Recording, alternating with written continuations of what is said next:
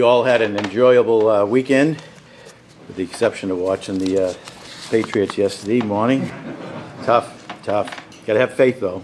I want to thank you for choosing to be with us here as you begin your week, and I can't think of a better place to be on a beautiful day like today. I'd like to also thank our good friend, Tom Kershaw, once again graciously hosting the New England Council, something that he does quite often, and he is celebrating a very significant birthday in the next couple of weeks, and we just want to be a little early and just congratulate him and wish him continued good health and much success, because he has done so much, not just for the New England Council, but for our city of Boston. It's hard to believe there are less than 2 months remaining in the 23, and I think you'd all agree it's been an incredible year for the New England Council.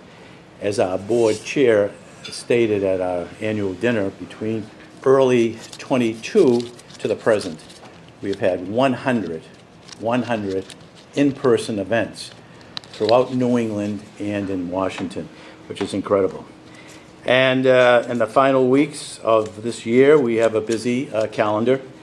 Later this week, we will be in Washington for a Capitol breakfast with Congressman Bill Keating.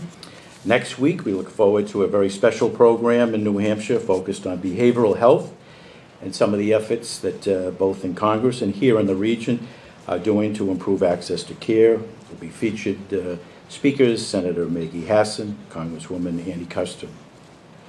In December, we're looking forward to a program with Congressman Richie Neal, Congressman Jim McGovern, and a very special program that's focused on affordable housing, and Senator Elizabeth Warren will be a keynote speaker. And we've just been notified that on December 1st, we'll have Senator Jeanne Shaheen speak to the New England Council. And one of everyone's favorite events of the year, our annual holiday celebration, will take place on December 13th at the John F. Kennedy Presidential Library. And as always, you can find more information and register for any of these events on our website, newenglandcouncil.com. But today we are delighted to welcome back a very good friend to the New England Council, and also has been very good to me personally, and that is Congressman Seth Moulton, for his annual address to the New England Council. The Congressman is now serving his 5th term, representing the Commonwealth's 6th Congressional District. He brings with him to Congress a very impressive background, a Harvard education, military leadership, and combat experience after enlisting in the Marines following the 9/11 attacks, and a stint as managing director of America's first high-speed rail line in Texas. All of this experience has served him well as he advocates on behalf of our region and our nation in Washington. As a member of the Armed Services Committee, he has drawn on his experiences on the battlefield and as a veteran who has felt the long-term toll of that experience.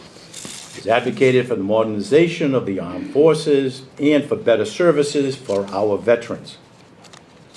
On the Transportation and the Infrastructure Committee, he has taken what he learned from his time in Texas and has been one of Congress's most outspoken champions for investments in high-speed rail and next-generation infrastructure. And earlier this year, he was selected by party leadership to sit on the new Select Committee on Strategic Competition between U.S. and China, which was created to shape a diplomatic, economic, military strategy that preserves America's leadership and avoids wars. We're honored he could join us today before heading back to D.C. for what promises to be, needless to say, a very, very busy and consequential week on Capitol Hill. Please join me in giving a very warm New England Council welcome to the Honorable United States Representative Seth Moulton.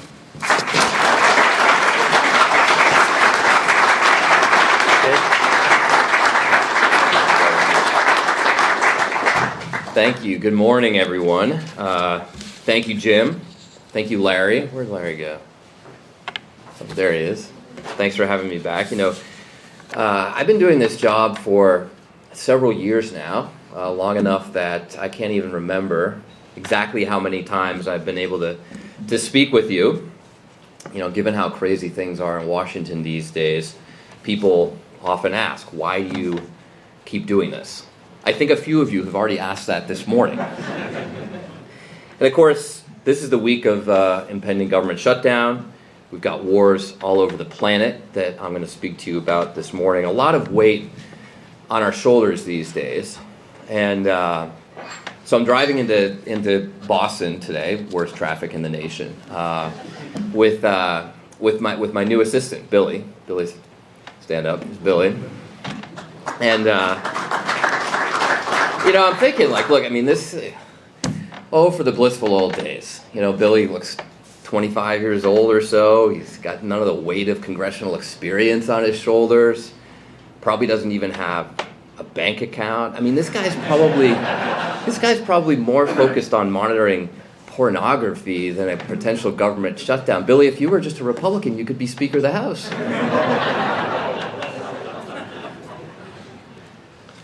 I'm looking forward to getting to the Q&A today. I know a lot of us get up here and we don't take questions, but I look forward to taking a lot. But before we get to that, I just want to spend a few minutes making some sense of what's going on in the world today and make a case for the way forward. To say that it's a perilous time would be an understatement, and I just want to take a sobering moment to emphasize this, to emphasize how serious these perils around the world are. America must currently be focused on 3 primary conflicts around the globe. Most front of mind today is probably Israel and Gaza. 1 month in, there have been an estimated 11,500 people killed in that conflict. That's about 350 lives lost per day. Another 350 by tomorrow. Perhaps a little less front of mind, but still extremely important, Ukraine. Almost 2 years in, there have been over 300,000 killed on both sides. That's a cost of about 375 lives per day. 375. And the third conflict is a war that thankfully has not happened, but it's one that the United States is working very hard to prevent. A Chinese invasion of Taiwan, which could very well result in World War III in the Pacific. We could see Vietnam War level casualties in the space of a few weeks. We could wake up tomorrow with 2 U.S. aircraft carriers at the bottom of the Pacific Ocean. There's a lot of American boys and girls with them. That's over 2,750 deaths per day.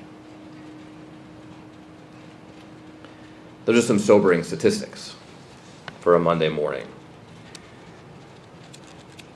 Of course, the good news is we have a high-functioning Congress to sort it all out and get us forward. As the late John McCain used to say, it's always darkest before it turns pitch black. But I paint this rather bleak picture for you this morning for 2 reasons. First, it's that it's often convenient to turn off the news, to tune it out, especially when it's thousands of miles away and constantly depressing. But we can't lose sight of how much human life is being wasted, not in world wars of the distant past, but right now, today, in 2023. Wars with such massive human costs demand our attention and have impacts well beyond their borders. The second is that there are even more wars in the world today than these, like conflicts in Sudan and Burma. But the ones I've mentioned have a direct impact on our national security. So ending them will not only save more lives than we can probably imagine, but will ultimately make us safer at home. What we're facing today isn't a battle of economics like during the Cold War, but of governance globally. Democracy versus autocracy, terrorists and tyrants versus democracies and the rule of law. So let me share a few thoughts from my experience as a Marine and now a relatively senior member of the House Armed Services Committee about what we should do next. We'll start with Israel, where the U.S. must use our leverage not only to help resolve this terrible new war, but also to prevent a full-out regional war in the Middle East. I think we're much closer to that than most people would like to think. First of all, there's no moral equivalency between Israel and Hamas in this conflict. And that's why I was one of the first alumni to call out the leadership of Harvard for failing to condemn the morally repugnant statement from various student groups praising Hamas for the October 7th attacks. As I said in my statement at the time, terrorism is never justified. And while I unequivocally support Israel's right to exist and its right, even responsibility, to defend itself, protect its own people, I also firmly believe peace-loving Palestinians deserve the same human, political, and economic rights as Israelis. These two goals should not be mutually exclusive. In fact, I believe that vigorously supporting both is our best chance for a future peace. From the outset of this conflict, I have urged Israel to apply the lessons of America's own war on terror, our successes and our manifold failures. Like General Stanley McChrystal's insurgent math, that simply leaving Gaza a smoldering mess and killing too many civilians in the process will ultimately just create more terrorists than they kill, leaving everyone less safe in the end. Right now, a lot of people are calling for a ceasefire or a humanitarian pause, two phrases we hear a lot these days, but I don't believe either is a solution, and let me explain. For one, a pause just suggests temporary relief before going back to the status quo, the same fighting and killing. A ceasefire is something the Israelis will never agree to, but even if they did, Hamas would use it to their advantage to regroup and resupply, which misses the whole point. Fundamentally, I believe what's needed is something much more specific, which is a civilian evacuation, both of the hostages through negotiation and innocent Palestinians through a surge of aid. In addition to providing safe corridors and safe harbor for fleeing civilians, humanitarian aid must be a continuous and integral part of Israel's military operation. This is another key lesson from Iraq and Afghanistan. By doing so, the IDF would demonstrate both to Palestinians and the rest of the world that it is living up to its commitment to protect Palestinian life, and it will also starve Hamas of fighters and support.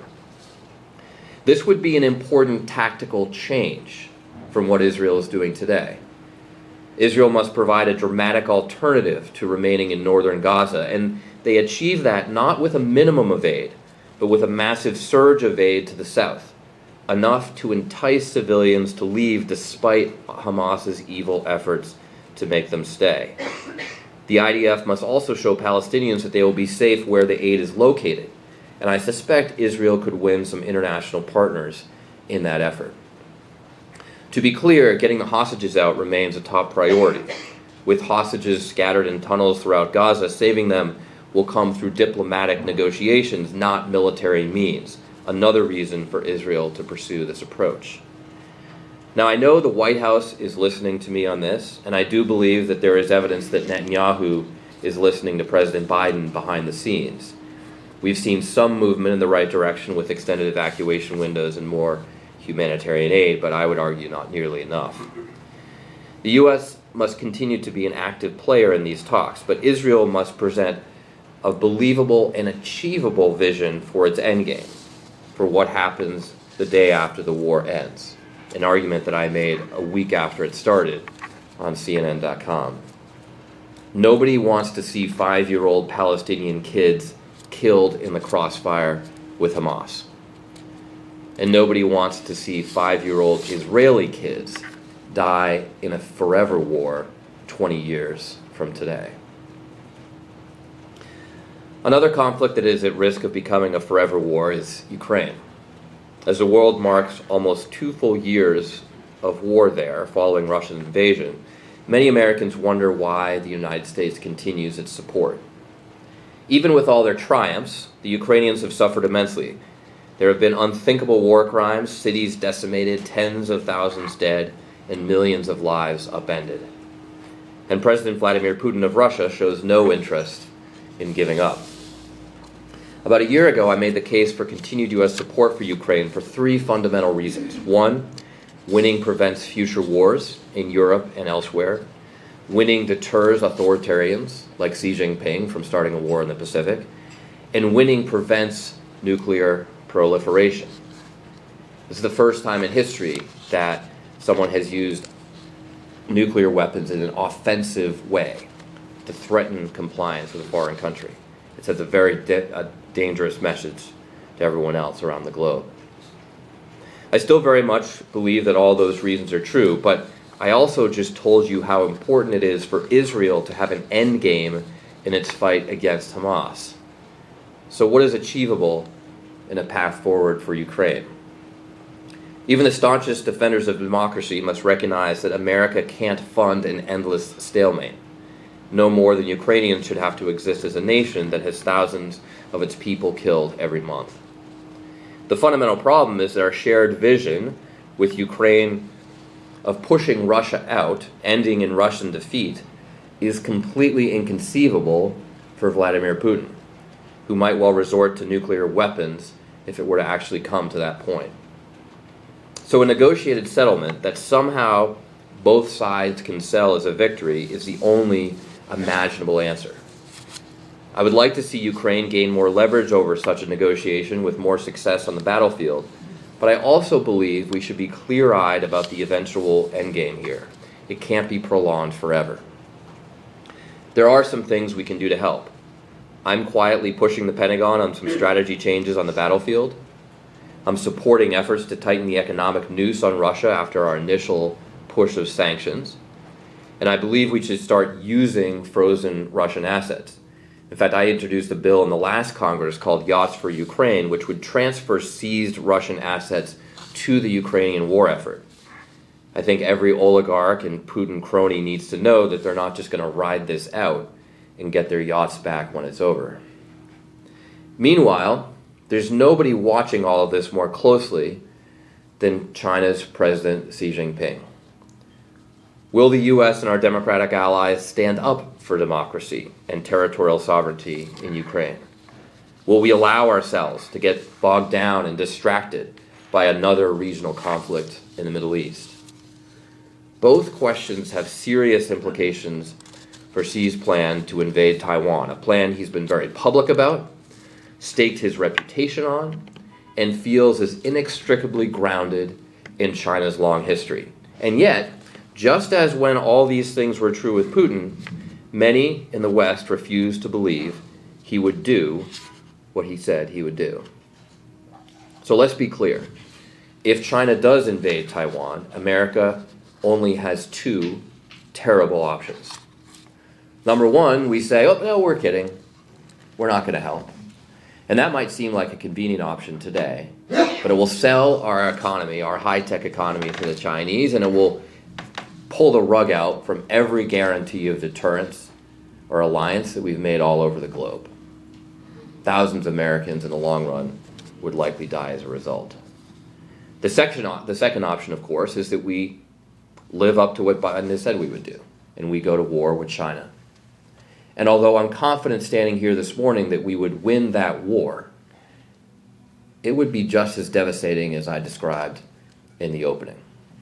Thousands and thousands of American lives lost, and a massive risk that it truly does escalate into a nuclear World War III. Those are the only two options, and they're really, really bad. And so that means that we absolutely must succeed at deterrence in the Pacific. We can't let a war happen. And let's admit that for all that's gone well for us and the Ukrainians since Russia invaded, defying literally every analyst and intelligence estimate of a quick Russian victory, we must admit that deterrence in Ukraine failed. So how do we deter China? We need to get Taiwan more things to defend the island, and I co-chair a task force investigating why we can't get weapons to them more quickly, hopefully learning some lessons for the broader defense industrial base in the process. But while many think of deterrence as a problem in purely military terms, the military, the Pentagon, thinks of deterrence in four realms: diplomatic, information, military, and economic. So let's quickly run through the other three, because this is where the work of the committee gets most interesting. Diplomacy is taking a hopeful turn this week with President Biden meeting President Xi. It's the first time the two leaders are engaging in a year. To contrast that, Putin and Xi have met 3 times since 2022, and they've met 42 times total. I saw some even more optimistic news this morning that they might sign an agreement on keeping artificial intelligence out of nuclear weapons. I wrote an extensive op-ed on the threat of AI and warfare in the Boston Globe a few months ago. On the information front, the Biden administration handled information deterrence brilliantly against Russia by quickly declassifying all their attempts to justify a conflict. So we've learned a lot of lessons about deterrence in the information realm. But finally, on the economic front, there is a huge and legitimate debate on the China Committee about what economic strategy makes us most competitive with China, but more importantly, what is the best deterrent. In short, we have massive economic leverage, but we haven't decided how to use it. The goal of all of these strategies is to deter conflict, to convince Xi Jinping every day for the rest of his life that today is not the day. That's not a great strategy because you can't fail on any single day, but it's the best approach that we have. And that said, what we don't discuss enough is what the end game is for the U.S.-China relationship. What kind of relations do we want to have 20 or 30 years from now? There's remarkably little thinking about this, and it's something I've been pushing our committee to consider. So that concludes my world tour of peril to prepare you for a cheery dinner table Thanksgiving conversation. And perhaps indeed this does explain why one of the most frequent questions I get from my friends, from people who actually care about me, is, Seth, why on earth do you keep doing this? The good news is that I'm not the only one getting this well-intended question who refuses to quit. I've long said that part of the antidote to our dysfunction in Washington is to bring better leaders to D.C., people who understand what servant leadership is all about. And our ranks are growing. Some of the leaders I helped get elected a few years ago are now running for higher office, like Andy Kim, who is taking on Senator Goldbar Menendez in New Jersey, and Abigail Spanberger, who might soon be running for governor of Virginia. The answer to that question, why do you keep doing this, for those of us in this for the right reasons, is that the world needs help. We've got to do better for our kids.